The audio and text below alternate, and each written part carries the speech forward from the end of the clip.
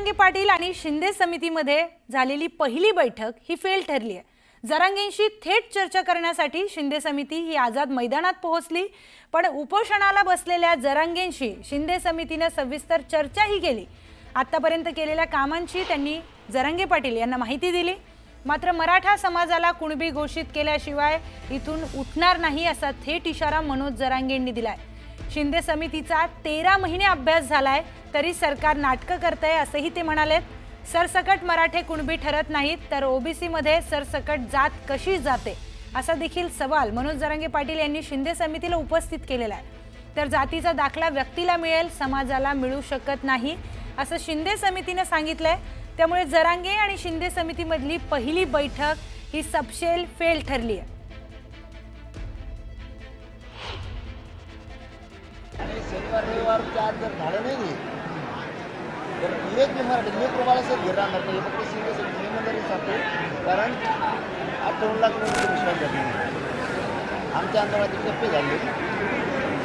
शनिवारी रविवारी तुम्हाला महाराष्ट्राला मराठा भेटतील करत आणखी 5-7 दिवस त्यांच्या हातात आणखी वेळ गेलेली आज रविवारी शनिवार असं नाही की शनिवार रविवार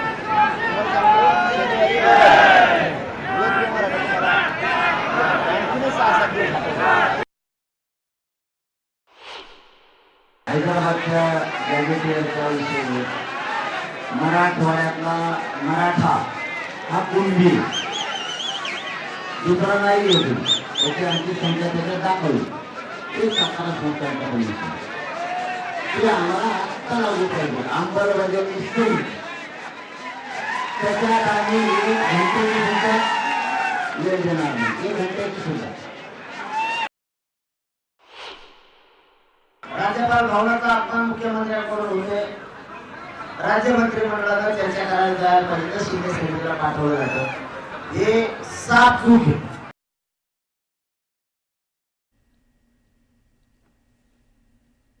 दरम्यान जरांगे पाटील यांचं काही प्रमाणामध्ये समाधान झालेलं असलं तरीही मंत्रिमंडळ बैठकीमध्ये चर्चा होईल, त्यानंतर पुन्हा एक फेरी होईल। तसेच हैदराबाद गॅजेट संदर्भातली तत्वता मान्यता दिली असल्याची माहिती देखील शिंदे समितीने दिलेली आहे।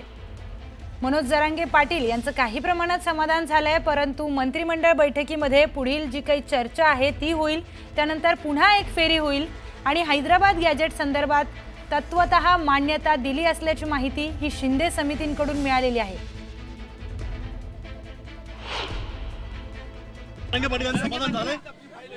काही प्रमाणात समाधान झालेलं आहे। बाकीची पुढची फेरी आहे ती मंत्रिमंडळाची चर्चा केल्यानंतर पुढची चर्चेची फेरी होईल। आता तुम्ही उपसमितीकडे चाललेत? हो, उपसमितीकडे चालले। काय नाही, आजचे मुद्दे काय होते, ठळक मुद्दे काय होते आजचे? काही गोष्टींना तत्वता मान्यता दिलेली आहे, त्याच्यावरती जरांगे पाटलांची काही प्रतिक्रिया आहे, त्यांची मतं आहेत ती मंत्रिमंडळाला सांगण्यात येतील आणि त्याच्यानंतर अंतिम निर्णय मंत्रिमंडळ घेईल। त्यांचा महत्त्वाचा मुद्दा काय आहे? तत्वता मान्यता मंत्रिमंडळाने हैदराबाद गॅजेटच्या संदर्भात दिलेली आहे। दरम्यान मनोज जरांगे पाटील आणि शिंदे समितीची बैठक फेल झाल्यानंतर शिंदे समितीचं शिष्टमंडळ हे रॉयल स्टोन निवासस्थानी दाखल झालंय। मंत्री राधाकृष्ण विखे पाटील यांच्या भेटीसाठी ते तिथे दाखल झालेले आहेत। मंत्रिमंडळ उपसमितीची पुन्हा एक बैठक होणार आहे।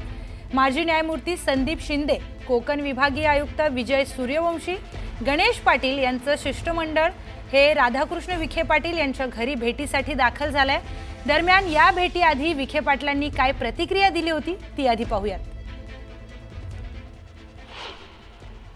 मला वाटतं तर मागे काय घडल्यापेक्षा आता आपल्याला पुढे जायचं आहे, त्या दृष्टीने आता चर्चा केली झाली पाहिजे आणि त्याकरता आम्ही आता न्यायमूर्ती शिंदे साहेब त्यासाठी जात आहेत आणि मग चर्चा होईल, पुढे आणखीन कसं त्यातून मार्ग निघेल तो काढण्याचा प्रयत्न करू।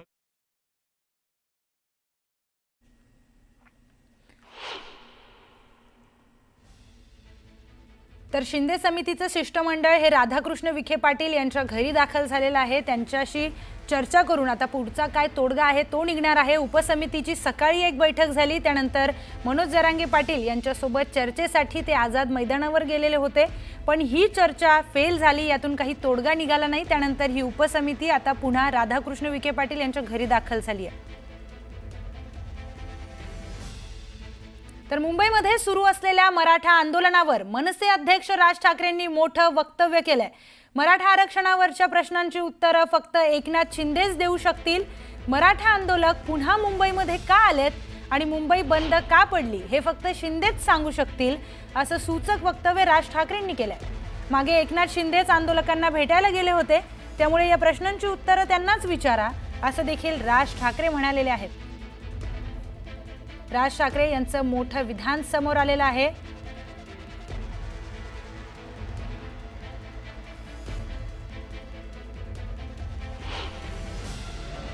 तर एकूण मुंबईत मराठा मोर्चा सुरू आहे. जरांगे पाटील बसलेला दुसरा दिवस आहे. काल आपण बघितलं तर CST असेल, भाग असेल, पूर्ण तिकडे मराठा मोर्चा होते.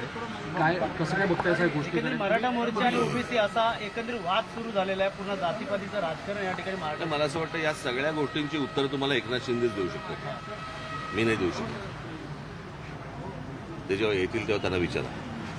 सर, मागच्या वेळेस तुम्ही म्हटलेलं की हे आरक्षण मिळणं, तुम्ही त्यांच्या समोर जाऊन बोललेला की तो झाला आता विषय, कळलं का? त्या सगळ्या गोष्टी सगळ्यांना माहिती आहेत काय आहेत त्या. मला असं वाटतं याच्यावरचं उत्तर तुम्हाला जे मिळेल ते एकनाथ शिंदेच देऊ शकतील. मुंबईकरांना मोठा त्रास होतोय. CST स्टेशन असेल, या बसेस असेल, हे सर्वच लोक अडकलेले आहेत. त्याचा फटका जो आहे तो आरक्षणाचा. मी पुन्हा माझ्याकडे ह्याचं एकच उत्तर आहे की जेव्हा एकनाथ शिंदे येतील त्यांना विचारा की मुंबईकरांना खूप त्रास होतोय. तर ते मागच्या वेळेला गेले होते ना तिकडे, बरोबर की नाही? नवी मुंबईला जाऊन त्यांनी प्रश्न सोडवला होता ना, मग हे परत का आलेत? या सगळ्या गोष्टींची प्रश्नांची उत्तर तुम्हाला एकनाथ शिंदेला विचारा. सर, निवडणुका म्हटल्या तर अनेक पक्ष आपल्या तयारीला लागले. तर मराठा आरक्षणाचा प्रश्न गंभीर असताना देखील शिंदे कुठे आहेत असा प्रश्न शिवसेना उभाटा पक्षाच्या नेत्या सुषमा अंधारे यांनी उपस्थित केलाय.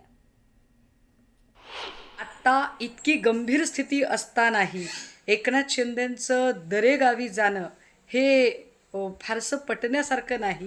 किंबहुना वाशीमधून आंदोलकांना परत पाठवताना ज्या एकनाथ शिंदेंनी छत्रपती शिवरायांच्या पायाशी शपथ घेत सांगितलं होतं की आरक्षणाचा प्रश्न आम्ही सोडवणारच आहोत, ते एकनाथ शिंदे आत्ता मात्र नेमके कुठे आहेत हा प्रश्न आम्हाला सातत्याने पडत आहे.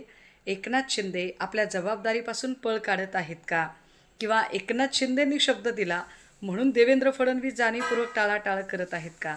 काही का असेना, मात्र शिंदे आणि फडणवीस या दोघांच्या शीतयुद्धामध्ये मराठा ओबीसी जो गावगाड्यामध्ये गुण्यागोविंदाने नांदत आहे त्यांच्यातली विण उसू नये.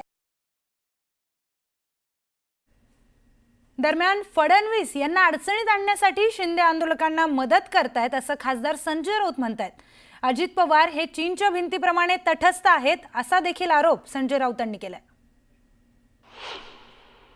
मिंदे आंदोलकांना वेगळ्या पद्धतीनं मदत करतायत फडणवीस अडचणीत आणण्यासाठी.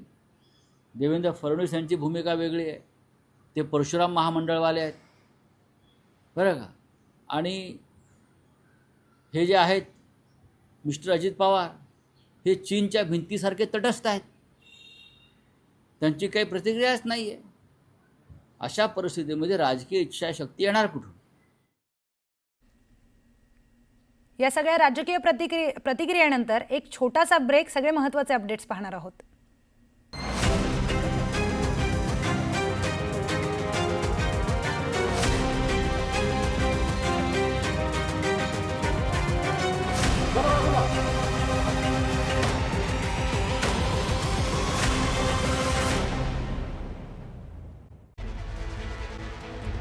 तर एक मोठी बातमी समोर येते. विखे पाटलांसोबतची शिंदे समितीची जी बैठक आता सुरू होती ती संपलेली आहे. आता त्यामधून नेमका काय तोडगा बाहेर आलेला आहे पाहणं महत्त्वाचं आहे.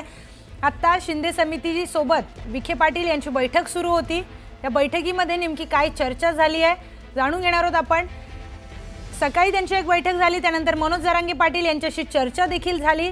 ती बैठक फेल गेली. त्या चर्चेमध्ये नेमका काहीच तोडगा निघालेला नाही आहे. त्यानंतर हे सगळं शिष्टमंडळ हे राधाकृष्ण विखे पाटील यांच्या घरी गेलं. त्यांच्याशी चर्चा करण्यासाठी एक दुसरी बैठक त्यांची सुरू होती. ती बैठक आत्ता संपलेली आहे. त्यानंतर आता नेमकं पुढे काय पाहणार आहोत, थेट जाऊयात आपले प्रतिनिधी राहुल जोरी यांच्याकडे. राहुल, ही बैठक संपली, यांच्यातून नेमकं काय निष्पन्न झालंय?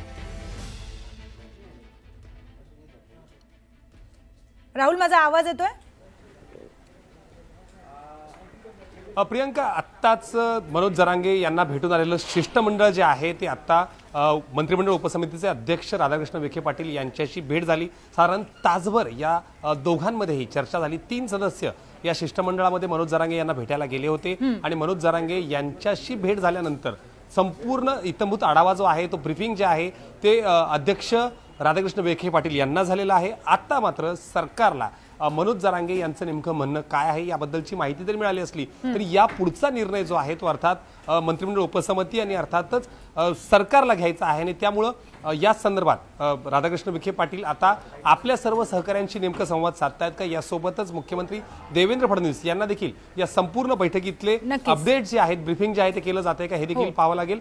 एकंदरीत बघितलं तर आत्ता मात्र आंदोलनाची वेळ संपत आली आहे दुसऱ्या दिवसाची आणि त्यामुळं अगदी महत्त्वाचा मुद्दा राहुल मांडलेला आहे की आंदोलनाची वेळ संपत आलेली आहे. दुसरी बैठक झाली आहे. नेमकं काय बैठकीतून बाहेर आलंय अजून हे कळालेलं नाहीये. काय नेमकी चर्चा होणार आहे, काय तोडगा निघणार आहे हे पाहणं महत्त्वाचं ठरणार आहे.